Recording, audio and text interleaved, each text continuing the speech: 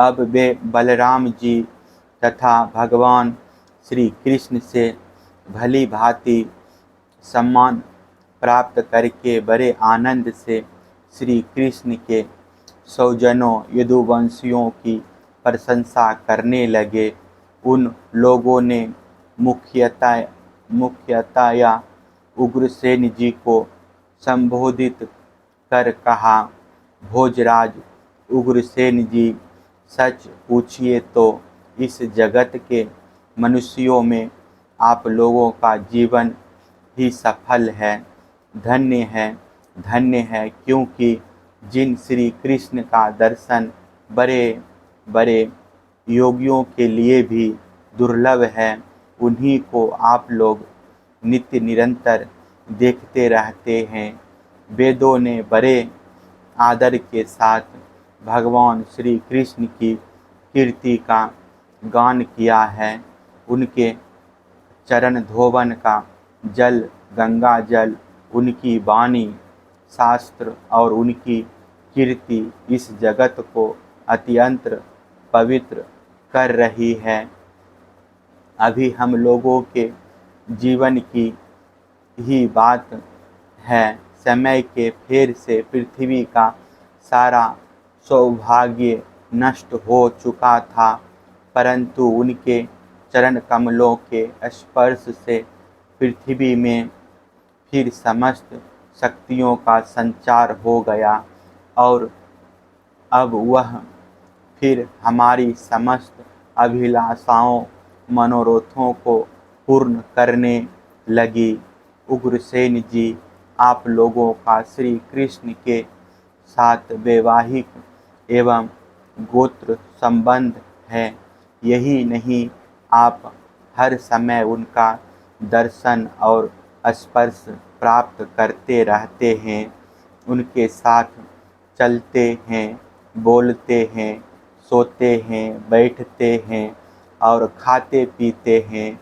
यूँ तो आप लोग गृहस्थी की झंझटों में फंसे रहते हैं, जो नरक का मार्ग है, परंतु आप लोगों के घर वे सर्वव्यापक विष्णु भगवान मूर्तिमान रूप से निवास करते हैं, जिनके दर्शन मात्र से स्वर्ग और मोक्ष तक की अभिलाषा मिट जाती है। श्री सुखदेव जी कहते हैं, परीक्षित, जब नंद बाबा को यह बात मालूम हुई कि श्री कृष्ण आदि यदुवंशी कुरुक्षेत्र में आए हुए हैं, तब वे गोपों के साथ अपनी सारी सामग्री गाड़ियों पर लाद कर अपने प्रिय पुत्र श्री कृष्ण, बलराम आदि को देखने के लिए वहां आए। नंद आदि गोपों को देखकर सब के सब यदुवंशी आनंद से भर गए। वे इस प्रकार उठ खड़े हुए मानो मृत शरीर में प्राणों का संचार हो गया हो। वे लोग एक दूसरे से मिलने के लिए बहुत दिनों से आतुर हो रहे थे, इसलिए एक दूसरे को बहुत देर तक अत्यंत गाढ़ भाव से आलिंगन करते रहे। वसुदेव जी ने अत्यंत प्रेम और आनंद से विहल होकर नंद जी को हृदय से लगा लिया। उन्हें एक एक करके सारी बातें याद हो आई।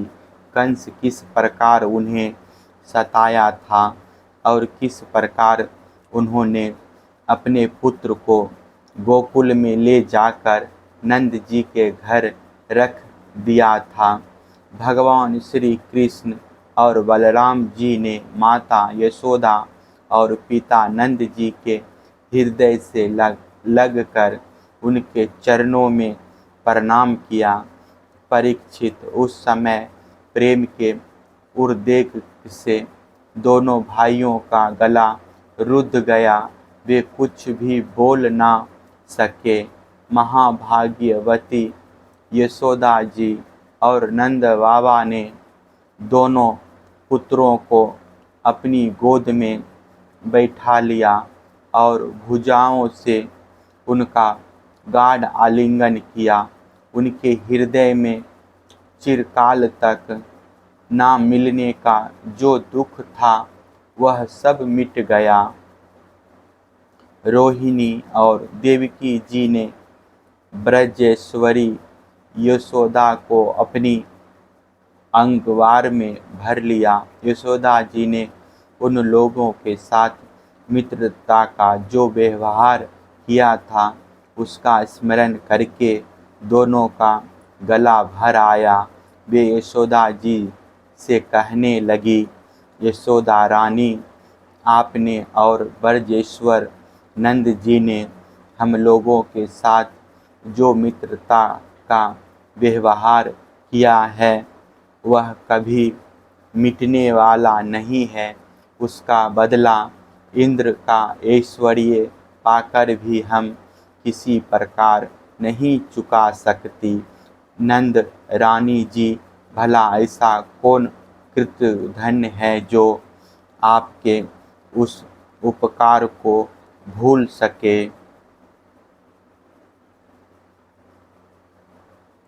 देवी, जिस समय बलराम और श्री कृष्ण ने अपने माँ बाप को देखा तक ना था और इनके पिता ने धरोहर के रूप में इन्हें आप दोनों के पास रख छोड़ा था, उस समय आपने इन दोनों की इस प्रकार रक्षा की जैसे पलके पुतलियों की रक्षा करती है, तथा आप लोगों ने ही इन्हें खिलाया पिलाया दुलार किया और रिझाया। इनके मंगल के लिए अनेकों प्रकार के उत्सव मनाए। सच पूछिए तो इनके माँ बाप आप ही लोग हैं।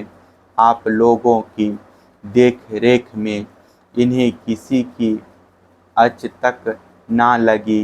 ये सर्वथा निर्भय रहे, ऐसा करना आप लोगों के अनुरूप ही था, क्योंकि सत्पुरुषों की दृष्टि में अपने पराये का भेदभाव नहीं रहता।